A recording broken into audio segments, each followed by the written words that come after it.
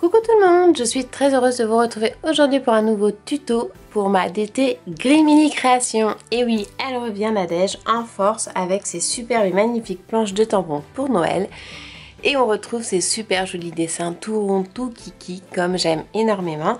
Et j'avais envie de vous faire une petite session coloriage, donc je vais faire juste une petite voix off par-dessus au niveau de ma mise en couleur.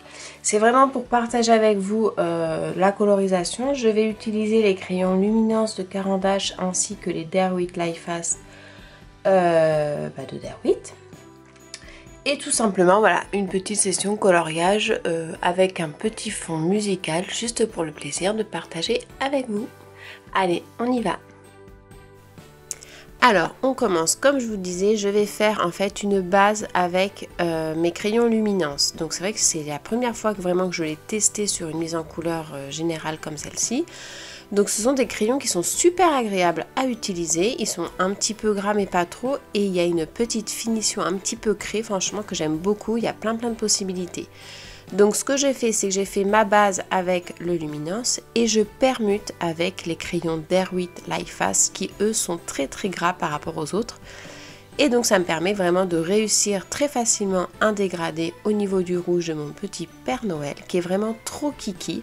Ce sont des petits personnages que Nadège nous propose dans sa nouvelle collection et vraiment ils sont adorables comme tout rond, tout choupi, très agréable à colorier, c'est vraiment un vrai plaisir.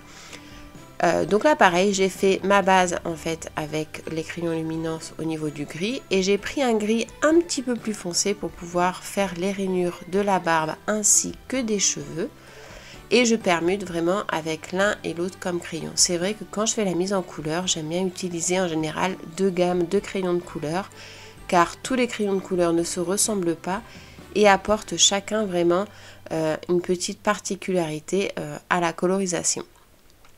Je fais mes petits, voilà, vous voyez, au niveau de mes petits chaussures et des gants, c'était pareil, j'ai fait sur deux bases, tout comme les sourcils du Père Noël. Au niveau de ma colorisation pour le visage, je suis partie sur un Luminance, pareil, alors j'ai pas les numéros en tête, c'est vraiment la couleur chair qui se rapproche le plus de la couleur chair du coffret Luminance des 72. Pareil pour ici, comme vous pouvez voir, je fais mon fond. Alors, quand je fais mon fond vraiment au coloriage comme ceci, c'est vraiment un fond de base. Je n'appuie pas du tout sur mon crayon de couleur. Je fais vraiment très légèrement l'ensemble de toute la surface que je veux colorier. Et après, je viens vraiment détailler, peaufiner dans les détails et les finitions avec mon dégradé. Ça permet de faire une base. Alors les bases sur la colorisation, moi ce que je fais généralement c'est que soit j'ai fait au crayon de couleur comme ici, sinon vous pouvez très bien faire une base à partir d'aquarelle, mais également une base à partir des feutres Copic qui sont vraiment super sympas aussi, et après vous travaillez vraiment la finition et votre dégradé en deuxième temps sur votre colorisation. Je fais rarement directement mon dégradé sur la colorisation. C'est vrai que j'aime bien le faire en 2 ou 3 temps parce que des fois je reviens encore dessus pour pouvoir accentuer vraiment au niveau du plus foncé. Pareil ici sur mon petit panneau, je vais travailler en fait sous forme de jetés comme vous pouvez voir sur les côtés gauche et droite. Je fais des jetés pour pouvoir laisser du blanc sur chaque côté de mon petit panneau, ce qui permet de faire vraiment de la luminosité au niveau de la finition. Je repasse, vous voyez, pour faire mon dégradé plus foncé. En deuxième temps, je repasse dessus pour pouvoir vraiment accentuer le contraste entre les deux.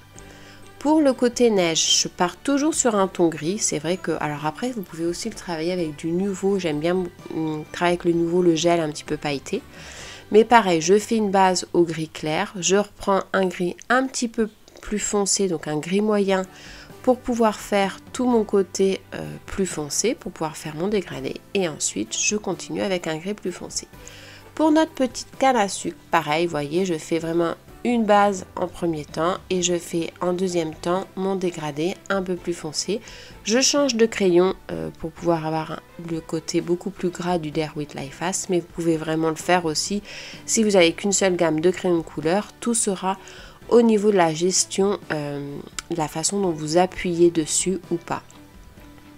Au niveau des feuilles, bah pareil, je suis partie sur du clair et du foncé et après du clair.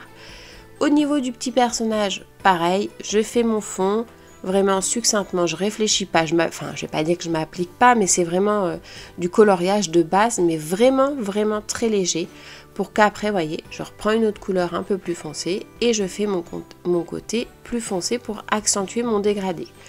Je pars souvent sur le côté gauche quand je fais mes dégradés mais plus foncés, mais après toujours pareil, vous pouvez partir sur le côté que vous voulez. C'est vraiment important d'avoir une harmonie au niveau du dégradé, pas partir un peu dans tous les sens.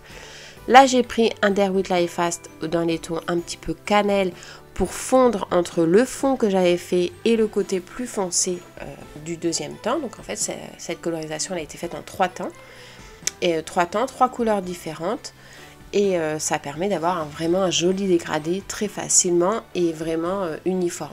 Après, si jamais vous êtes un petit peu novice au niveau de la colorisation et que vous avez trop de traits qui s'apprêtent dessus, vous pouvez très bien le blinder soit avec un crayon blanc si vous n'avez pas de blinder, ou simplement avec un blinder.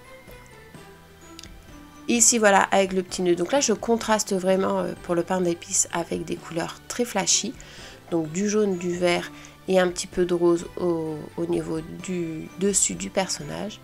Et ensuite je prends, alors c'est tout simplement c'est l'opaque white de Copic. C'est ni plus ni moins de l'acrylique blanche très épaisse. Ça permet vraiment d'avoir un beau blanc très facile à appliquer et qui s'applique donc au pinceau. Moi j'utilise un pinceau pour faire les ongles qui est très fin, et ça permet vraiment d'avoir un joli blanc qui accroche bien, parce que les stylos qui roulent avec la petite bille, souvent avec soit le crayon de couleur ou autre support, autre médium, ça n'accroche pas et c'est un petit peu prise de tête. Donc c'est vrai que maintenant j'utilise vraiment que ça et c'est vraiment nickel. Donc voilà pour la petite mise en couleur que j'avais envie de partager avec vous. Donc voilà, j'ai mis en couleur du coup ces 2 petites planches, enfin une partie, parce que celle-ci je ne l'ai pas fait complètement parce que sinon ça serait trop long. Mais en fait voilà, le principe est exactement, je vais faire exactement le même principe pour les autres tamponnages. Donc j'ai vraiment fait en fait ma base au crayon luminance. Donc c'est vrai que je les connaissais pas, j'en avais acheté 2, 3, 4 pour les tester.